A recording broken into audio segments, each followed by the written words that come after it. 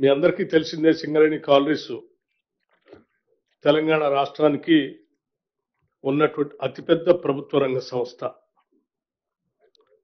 ఇది తెలంగాణకి ఆత్మ లాంటిది.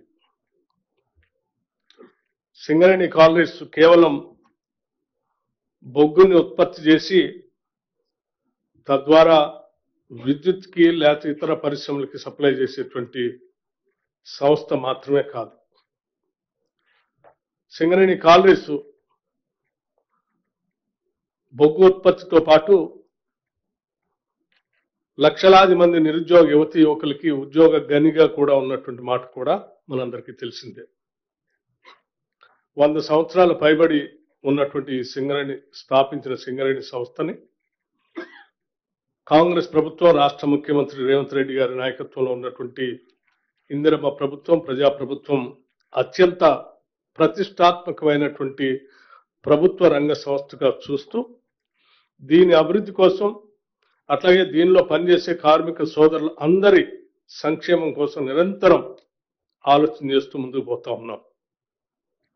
అందులో భాగంగానే సింగరేణి కార్మికులకి ఉచిత విద్యుత్ ఇస్తా ఉన్నాం. సింగరేణి కార్మికులకి ఉచిత నివాస గృహాల కేటాయింపు కూడా చేస్తా ఉన్నాం. ఉద్యోగులకు, వారి తల్లిదండ్రులకు ఉచితంగా సూపర్ స్పెషాలిటీ ఆసుపత్రి సేవల్ని అందిస్తా ఉన్నాం. సింగరేణి పాఠశాలలు, విద్యా సంస్థలో ఉద్యోగులకు, పిల్లలకు ఉచిత విద్య అందించే కార్యక్రమాన్ని కూడా పెద్ద ఎత్తున తీసుకొని పోతా ఉన్నాం. ఎంసెట్, నీట్ తదితర పోటీ పరీక్షల్లో సత్తా చాటే ఉద్యోగులకి, వారి పిల్లలకి మెరిట్ స్కాలర్షిప్ కూడా పెద్ద ఎత్తున అందిస్తా ఉన్నాం. ఐఐటి, ఐఐఎంలో చదివే ఉద్యోగుల పిల్లలకు ట్యూషన్ ఫీజు రియంబర్స్మెంట్ కూడా ఏర్పాటు చేస్తా ఉన్నాం. క్వార్టర్లో ఉండే ఉద్యోగులకు ఉచిత కరెంట్, ఉచితంగా ఏసీ కనెక్షన్ల ఏర్పాటు కూడా చేస్తా ఉన్నాం. కోల్ ఇండియాలో లేని 10 రకాల అలవెన్స్లు ఉద్యోగులకి సింగరేణి కాలరీస్ ద్వారా చెల్లింపు చేస్తా ఉన్నాం. గత ఏడాది ఒక్క ఉద్యోగ సంక్షేమానికి సగటున 5 లక్షల రూపాయలను వెచ్చించినటువంటి సంస్థ కూడా ఈ రాష్ట్రంలో, దేశంలో ఏదో ఉందంటే అది సింగరేణి సంస్థ మాత్రమే. ఇటువంటి సింగరేణి సంస్థకి, సుదీర్ఘమైన చరిత్ర కలిగిన సింగరేణి సంస్థకి ఈరోజు పెద్ద ఎత్తున దీని ఉత్పత్తికి, దీని అభివృద్ధికి దోహదపడుతున్నటువంటి కార్మిక సంక్షేమాన్ని కూడా దృష్టిలో పెట్టుకొని రాష్ట్ర ప్రభుత్వం, సింగరేణి సంస్థ కలిసి ఈరోజు కార్మికుల కోసం పెద్ద ఎత్తున లాభాలని పంచేటువంటి అనౌన్స్మెంట్ కూడా మీ అందరి సమక్షంలో ఈరోజు అనౌన్స్ చేస్తా ఉన్నాం. ఇందులో భాగంగా సరే ఈ అనౌన్స్ చేసే ముందు కొన్ని ముఖ్యమైనటువంటి అంశాలు కూడా మీ ద్వారా రాష్ట్ర ప్రజలు కూడా తెలియజెప్పాలనేటువంటి ఆలోచనతో కార్మిక సంఘాలన్నీ కూడా రాష్ట్ర ప్రభుత్వానికి, అటు గౌరవ ముఖ్యమంత్రి గారికి, నాకు, మిగతా మంత్రి వర్గ సహచరులు కూడా కొన్ని రిప్రజెంటేషన్స్ ఇచ్చారు. దాంట్లో ప్రధానమైంది, గత ప్రభుత్వ సమయంలో సింగరేణి కాలరీస్కి రావాల్సినటువంటి సింగరేణి కోల్ బ్లాక్స్, అంటే తెలంగాణ ప్రాంతంలో ఉన్నటువంటి coal blocks, Singareni coal blocks మధ్యలో ఉన్నటువంటి coal blocks, government of India auction పెడితే ఆ ఆక్షన్లో సింగరేణి కాలరీస్ పార్టిసిపేట్ చేయకుండా చేయటం వలన కొన్ని ప్రైవేటు వ్యక్తుల చేతుల్లోకి 2 సింగరేణి కాలరీస్ సంబంధించిన గనులు కూడా వాళ్ళ చేతుల్లో పోయినాయి. దీనివల్ల సింగరేణి అత్యంత ప్రతిష్టాత్మకమైనటువంటి 2 సింగరేణి కోల్ బ్లాక్స్ ని కోల్పోవాల్సిన దుస్థితి ఏర్పడింది. కేవలం సింగరేణి కోల్పోవటమే కాదు, ఆనాటి ప్రభుత్వానికి సన్నిహితులుగా ఉన్నటువంటి కొద్దిమంది పెద్ద మనుషుల చేతుల్లోకి ఈ 2 బ్లాకులు కూడా వెళ్ళేటువంటి పరిస్థితులు ఆ రోజు కల్పించారు. తద్వారా ఈరోజు ఆ 2 బ్లాకులు ఇవాళ ప్రైవేటు వ్యక్తుల చేతుల్లో పోవటం వల్ల మనకి ఆ బ్లాకులు దూరంగా ఉండి పెద్ద ఎత్తున సింగరేణి నష్టపోతా ఉంది. సో కార్మిక సంఘాలు ఈరోజు వచ్చి పెద్ద ఎత్తున రిప్రజెంటేషన్స్, ఆ 2 బ్లాకులు కూడా ఎట్టి పరిస్థితుల్లో సింగరేణి లోకి వచ్చేటట్టుగా ప్రయత్నం చేసి ప్రభుత్వం వాటి తీసుకొచ్చేటువంటి కార్యక్రమాలు చేపట్టవలసిందిగా వారి రిప్రజెంటేషన్స్ కూడా ఇవ్వటం జరిగింది. సింగరేణి కార్మికుల యొక్క త్యాగము, వారి శ్రమ చరిత్ర ఎప్పటికీ మరవదు. ఆనాడు తెలంగాణ ఉద్యమం ఉధృతంగా సాగుతున్న సమయంలో రాష్ట్ర ఏర్పాటు ఆలస్యం అవుతుంది అని చర్చలు జరుగుతున్న సందర్భంలో బొగ్గు ఉత్పత్తి మొత్తాన్ని స్తంభింపజేసి ఆనాటి ప్రభుత్వాల మీద ఒత్తిడి తీసుకొచ్చి తెలంగాణ రాష్ట్ర సాధన ప్రక్రియలో సింగరేణి కార్మికులు ఒక ప్రత్యేకమైన పాత్ర పోషించారు. దాన్ని మా ప్రభుత్వం, మా పార్టీ ఎప్పుడూ వారి యొక్క భాగస్వామ్యాన్ని గుర్తిస్తూనే ఉంటుంది. అదేవిధంగా గోదావరి పరివాహక ప్రాంతంలో ఉన్న సింగరేణి బొగ్గు గనులు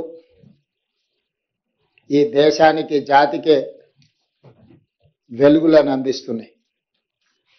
ఈ దేశంలో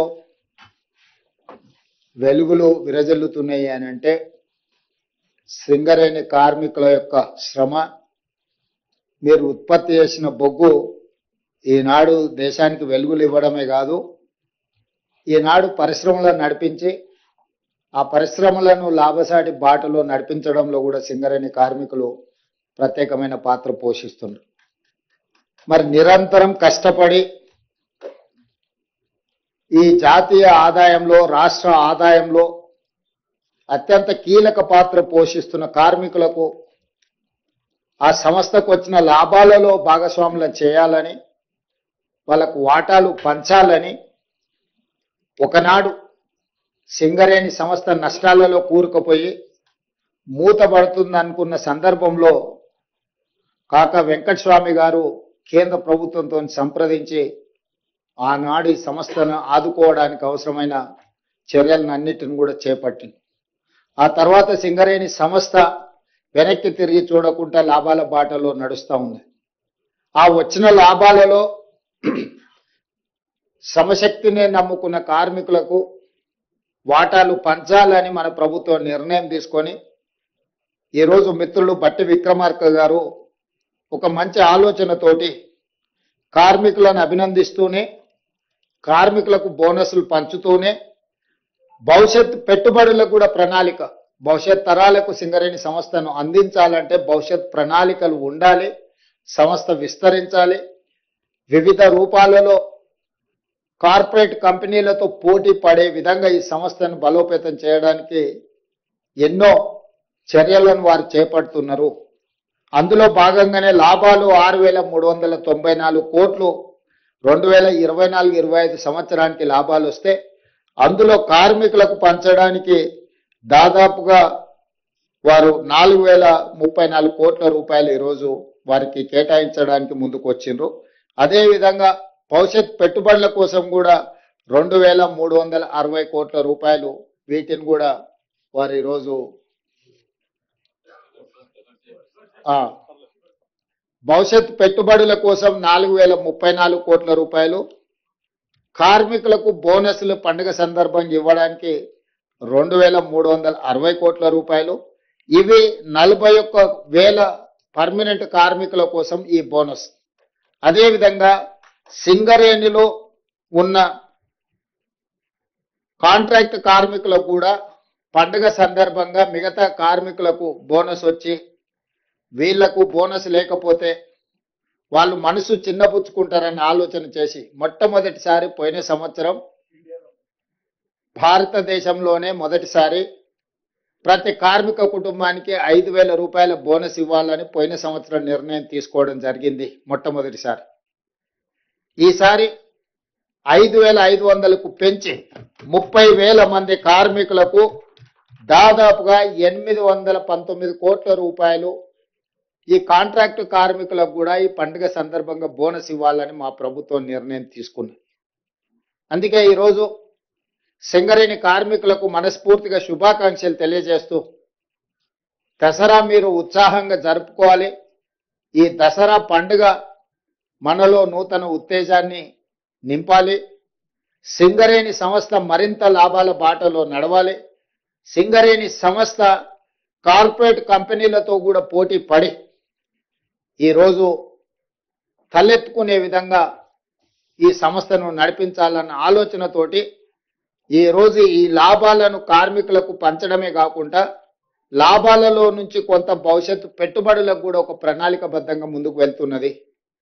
దీనికి సంబంధించి మా డిప్యూటీ సీఎం గారు కార్మిక సంస్థలతో మాట్లాడి భవిష్యత్తు విస్తరణ ఏ విధంగా ఉండాలి, గతంలో ప్రభుత్వం నామినేషన్ బేసిస్ మీద మైన్లు ఇవ్వడానికి వీల్లేదు, మేము అన్ని టెండర్లు పిలుస్తామని కేంద్ర ప్రభుత్వం నిర్ణయం తీసుకొని సింగరేణి ప్రాంతంలో 2 గనులను ప్రైవేటు సంస్థలకు కట్టబెట్టడం జరిగింది. ఆనాడు సింగరేణి కార్మికులు ఆనాటి ప్రభుత్వం టెండర్లలో మేము పాల్గొనము అని చెప్పి నిర్ణయం తీసుకోవడం వల్ల మనం ఏ టెండర్లు కూడా కాంపీట్ చేయలేకపోయినాం. ఆ తర్వాత కార్మిక సంఘాలను పిలిచి ఈ విధంగా మనం టెండర్లలో పాల్గొనకుండా మనం పోటీలో లేకుండా పోతే ప్రైవేట్ సంస్థలకు లాభం చేకూర్చిన వాళ్ళం అవుతాం. భవిష్యత్తులో మనం ఈ టెండర్లు కూడా పాల్గొనాలి, మనం కూడా పోటీలో గనులను సాధించడం ద్వారా సింగరేణి సంస్థను విస్తరించుకోవాలనే నిర్ణయం కూడా జరిగింది. ఈ మధ్యకాలంలో కార్మిక యాజమాన్యాలు నా దగ్గరకు వచ్చి ప్రైవేటు వ్యక్తులకు కట్టబెట్టిన ఈ గనులను కూడా మీరే సింగరేణి సంస్థనే బొగ్గు వెలికి తీసే కార్యక్రమాలను కూడా చేపట్టడానికి ఏం అవకాశాలు ఉన్నాయో వాటిని కూడా పరిశీలించండి అని చెప్పి వాళ్ళు రిప్రజెంట్ చేసింది.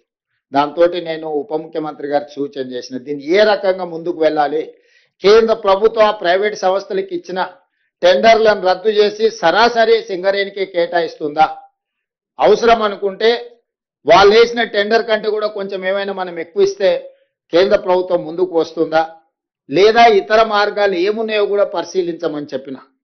ఏదేమైనా సింగరేణి గనుల ప్రాంతంలో ప్రైవేటు సంస్థలు ఎక్కువగా వాళ్ళ ప్రాతినిధ్యం పెరుగుకుంటూ పోతే ఏదో ఒక సందర్భంలో సింగరేణి మనుగడకే సమస్యగా మారుతుంది. అందుకే ఈరోజు ఆ సమస్యని కూడా పరిష్కరించుకోవాలి. కార్మికుల సంక్షేమం కోసం, కార్మికుల యొక్క అభివృద్ధి కోసం ఆ వచ్చిన లాభాలలో కార్మికులను భాగస్వాములను చేయాలన్న ఆలోచనతోని మా ప్రభుత్వం ముందుకు వెళ్తుంది. భవిష్యత్తులో కూడా కార్మికులను ఆదుకోవడమే కాకుండా అన్ని రకాలుగా వారి సమస్యలను పరిష్కరించడానికి ప్రభుత్వం ఎల్లవేళలా సిద్ధంగా ఉంది.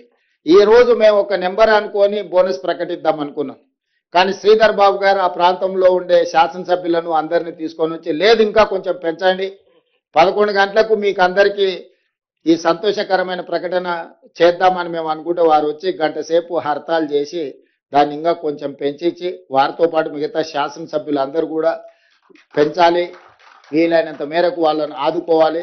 మేము అక్కడికి వెళ్ళిన తర్వాత వాళ్ళందరినీ కార్మిక సంఘాలను కార్మికులను కలిసేది ఉంటుందని వారు చెప్పడం సూచన చేయడం, మేము అనుకున్న దానికంటే కూడా కొంచెం బోనస్ పెంచే నిర్ణయం తీసుకొని వచ్చి ఈ పత్రికా సమావేశంలో ఈరోజు అనౌన్స్ చేసినాం. దసరా పండుగకి బోనస్ ఇస్తున్నాం. కోల్ ఇండియా నుంచి మన భాగస్వామ్యంతో వచ్చే వాటిని దీపావళికి మళ్ళొకసారి కార్మికులకు బోనస్ ప్రకటిస్తారు. వాటి వివరాలను కూడా కేంద్ర ప్రభుత్వంతో సంప్రదించి బట్టి విక్రమార్క గారు ఆ శాఖ దీన్ని పూర్తి స్థాయిలో పరిగణలోకి తీసుకొని కార్మికుల యొక్క సంక్షేమం కోసం, కార్మికుల యొక్క అభివృద్ధి కోసం, కార్మికుల యొక్క భవిష్యత్ ప్రణాళిక కోసం ఈ ప్రభుత్వం పనిచేస్తుందని తెలియజేయడానికి సంతోషం వ్యక్తం చేస్తున్నాను.